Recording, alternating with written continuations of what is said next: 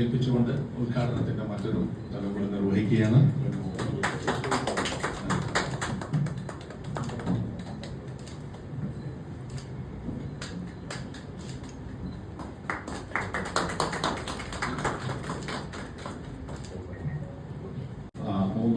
ദിവസത്തെ film festival തുടക്കം കുറിക്കുകയാണ്. കേരളത്തിൽ അങ്ങോളം കോളേജുകളിൽ ഇപ്പോൾ തിയേറ്ററുകളുണ്ട്. നമ്മൾ ഒരു പുതിയ സംസ്കാരമാണ്.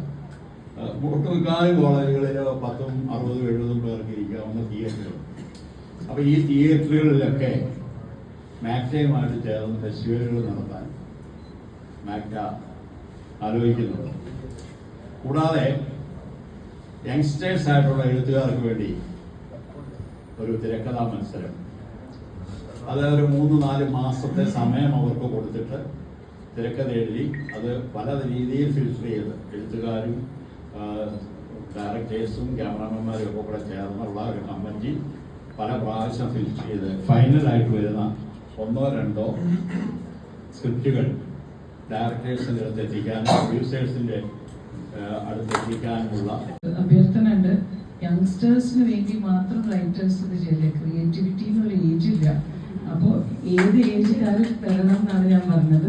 യങ്സ്റ്റേഴ്സ് എന്തായാലും വരണം. പക്ഷെ ഇപ്പോൾ നമ്മൾ ഒരുപാട് ആൾക്കാർക്ക് നല്ല നല്ല കഥകളുണ്ട് പറയാൻ. Wishing MACTA all the very best and good luck. Thank you so much.